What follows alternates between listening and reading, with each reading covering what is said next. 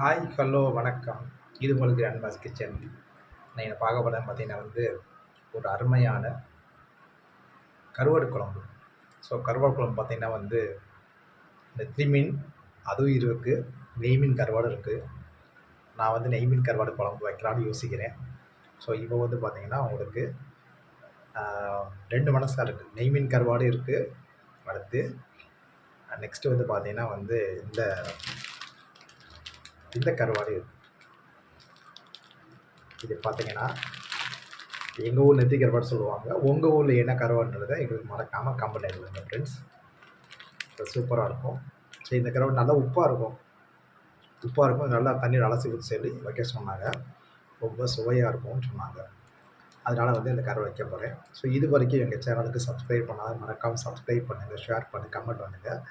வீடியோவை ஸ்கிப் பண்ணாமல் பாருங்கள். இது கத்திரிக்காய் புளிக்குழம்பு தான். கத்திரிக்காய் புளிக்குழம்பு அந்த கருவாடு போடுறது தான். ரொம்ப சிம்பிளாக இருக்கும்.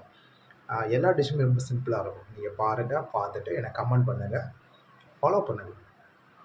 ஃபாலோ பண்ணி கமெண்ட் பண்ண மறந்துடாதீங்க. மறக்காமல் எல்லா வீடியோவும் ஷேர் பண்ணுங்கள். ஷேர் பண்ணி எல்லோருக்கும் எல்லா ஊர்களுக்கும் ஷேர் பண்ணுங்கள். இது வரைக்கும் எங்களுக்கு ஆதரவு கொடுத்த அனைத்து உள்ளங்களுக்கும் என் மனமார்ந்த நன்றியை தெரிவித்துக் கொள்கிறேன். நெக்ஸ்ட்டு பார்த்தீங்கன்னா அந்த டிஷ் என்னன்றதை பார்த்துடலாம். அந்த டிஷ்க்கு தேவையான என்னன்றதை பார்த்துடலாம். மறக்காமல் ஸ்கிப் பண்ணாமல் பாருங்கள். ஏன்னா இடையில உங்களுக்கு டிப்ஸ் சொல்லுவேன். டிப்ஸ் ரொம்ப அருமையாக இருக்கும். அந்த டிப்ஸை நீங்கள் ஃபாலோ பண்ணி ஈஸியான மெத்தடாக இருக்கும். அதை ஃபாலோ பண்ணி நீங்கள் என்ன செய்வீங்கன்னா நீங்கள் குயிக்காக சமையல் பண்ணிக்கலாம். சமையல்ன்றது ஒரு கலை தான். ஈஸியாக கற்றுக்கலாம். அதனால் வாங்க ஃப்ரெண்ட்ஸ், அதுக்கு தேவையான என்னன்றதை பார்த்து அது பண்ணிக்கலாம். தேங்க்யூ. பாருங்கள், சட்டி காஞ்சிருச்சு. இதில் பார்த்திங்கன்னா இந்த கடுகுலேருந்து வெந்தயம், கருவேப்பிலை 3 போட்டிருக்கேன். போட்டுட்டு நெக்ஸ்ட்டு பார்த்தீங்கன்னா கத்திரிக்காய் பார்த்தீங்கன்னா அந்த மாதிரி எடுத்துருக்கேன். கத்திரிக்காய் ஒயிட் கத்திரிக்காய் ரொம்ப நல்லாயிருக்கும்.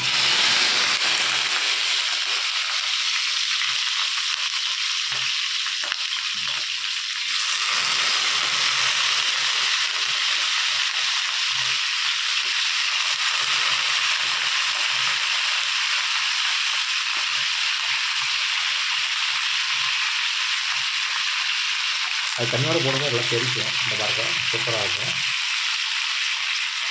நெக்ஸ்ட்டு பார்த்தீங்கன்னா குழம்புடி. குழம்புடி பார்த்தீங்கன்னா இந்த மாதிரி நமக்கு எவ்வளோ தேவையோ அவ்வளோ போட்டுக்கலாம். இது ரொம்ப புளிப்பாக இருக்கும். நான் லைட்டாக ஊற வச்சுருக்கேன், தண்ணி விட்டு ஊற வச்சுருக்கேன். நெக்ஸ்ட்டு பார்த்தீங்கன்னா நெத்திலி கருவாடு.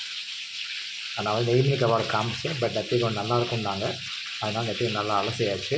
இது உப்பு அதிகமாக இருக்கும்னாங்க. அதனால் நல்லா அலசி இப்போ ஊற வச்சுருக்கேன். நான் குழம்புக்கு உப்பு போட மாட்டேன். அதனால் உப்பு தேவையில்லை. நீங்கள் வேணுன்னா போட்டுக்கோங்க. நெக்ஸ்ட்டு பார்த்தா தக்காளி, வெங்காயம், சின்ன வெங்காயம் பியூரி. தக்காளி போட்டுக்கேன், சின்ன வெங்காயம். அதுக்கடுத்து பார்த்தீங்கன்னா மஞ்சள் பொடி, மசால் பொடி, அதுக்கடுத்து பெருங்காயத்தூள் போட்டிருக்கேன். உப்பு நான் போடலை. ஏன்னா உப்பு அதிகமாக இருக்கும். நல்லா அலசியாச்சு. அதை இதை போட்டுருவோம்.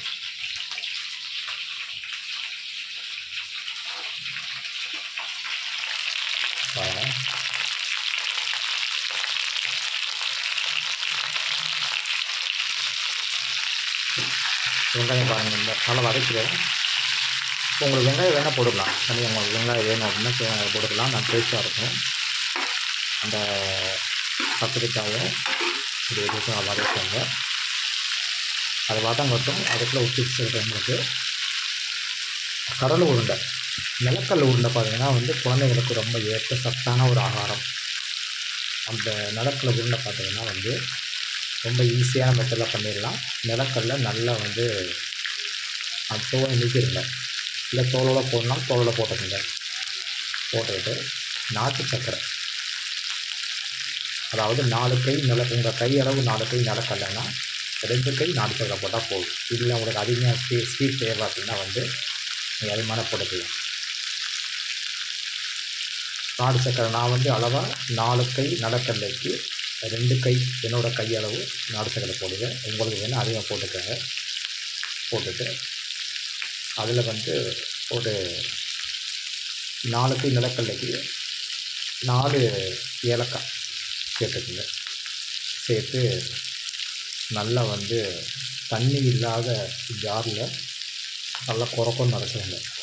அரைக்கும்போது லைட்டாக நல்லெண்ணெய் ஊற்றுங்க. நல்லா ஃபஸ்ட்டு கிரைண்டு, அதாவது நீங்கள் கிளாக் வைஸ் பண்ணாமல் ஆன்டி கிளாக் வைஸ் எடுத்துட்டிங்கன்னா அது நல்லா குறக்கணும் அரைச்சிடும். அதை அரைச்ச பிறகு ஒரு சுற்று விட்டு அரைச்ச பிறகு நீங்கள் நல்லெண்ணெய் 2 ஸ்பூன் விட்டுட்டு திருப்பி ஒரு சுற்றுங்க. சுற்று லைட்டாக ஒரு மாதிரி ஆயில் மாதிரி வரும், அப்படியே எடுத்துடுங்க. எடுத்துகிட்டு உருண்டையை பிடிச்சி கொடுங்க. ரொம்ப சூப்பராக இருக்கும். ஸோ இதோட கொஞ்சம் என்ரிச்சாக வேணும் எனக்கு அப்படின்னா கொஞ்சம் பாதாம் முந்திரி சேர்க்கலாம், நல்லாயிருக்கும். குழந்தைய விரும்பி சாப்பிடுவாங்க, எதுவுமே வேஸ்ட் ஆகாது, சத்தான ஆகாரம் கூட. இதை ஈவினிங் ஸ்நாக்ஸாக கொடுத்தீங்கன்னா குழந்தைங்க நல்லா படிப்பாங்க. நிலக்கல்ல அவ்வளோ சத்தானது, நிறைய கேள்விப்பட்டிருக்கேங்க. அதனால் நிலக்கல்ல குழந்தைகளுக்கு கொடுங்க. அது நிலக்கல்ல பார்த்திங்கன்னா அடிக்கடி சேர்க்கும் போது தான் பித்தம் வரும். எப்பயாவது உங்களுக்கு வாரத்தில் ஒரு நாள் குழந்தைங்களுக்கு கொடுக்குறது ரொம்ப நல்லது, சூப்பராக இருக்கும். வீட்டில் செஞ்சுட்டு மறக்காமல் குழந்தைகளுக்கு கொடுங்க. கொடுத்துட்டு எனக்கு ஃபீட்பேக் எழுதுங்க.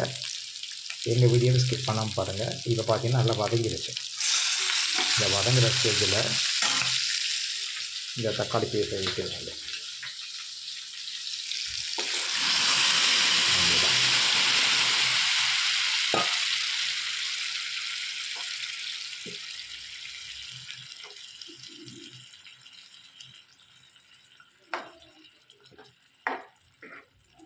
நான் வெங்காயத்தை அரைச்சிடுவேன்.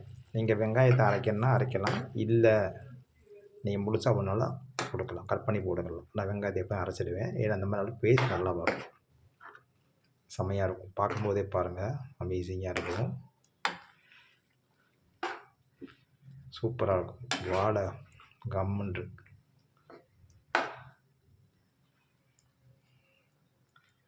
சூப்பராக இருக்குது பாருங்கள், வாரம்.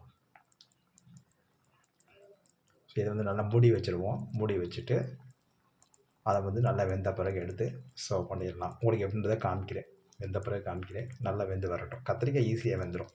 ஸோ 10 செகண்டு தான். இதில் பார்த்தீங்கன்னா அந்த குடம்புளி இருக்குது, இந்த குடம்புளியையும் இதில் ஊற்றிடுவோம். அவ்வளோதான், தண்ணியோடு ஊற்றிடலாம். ஸோ புளிப்பு நார்மலாக தான் இருக்கும். உங்களுக்கு வேணால் அதிகமாக சேர்த்துக்கோங்க, நல்லாயிருக்கும். இது நல்லா கிண்டி விட்டுருவோம்.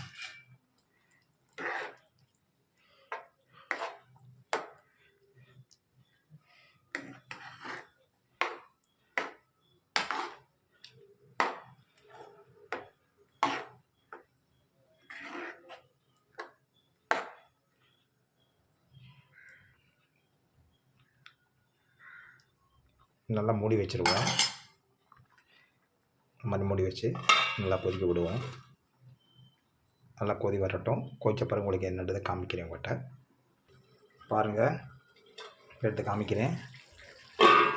இங்கே பாருங்கள் எவ்வளோ எண்ணெய் பிரிஞ்சு வந்துருக்கு பாருங்கள், சூப்பராக இருக்குது, செம்மையாக இருக்குது பாருங்கள். ஸோ இந்த மாதிரி மறக்காமல் உங்கள் வீட்டில் கூட செஞ்சு கொடுங்க. ஈஸியான மெத்தடு தான், குயிக்காக பண்ணிடலாம். இது பார்த்திங்கன்னா சப்பாத்திக்கு நல்லாயிருக்கும். சப்பாத்தி, தோசை, இட்லிக்கு சூப்பராக இருக்கும், செம்மையாக இருக்கும். உங்கள் வீட்டில் மறக்காமல் குழந்தைகளுக்கு மறக்காமல் செஞ்சு கொடுங்க, சாப்பிடுவாங்க. உரப்பு கம்மியாக வச்சு கொடுங்க, அவ்வளோதான்.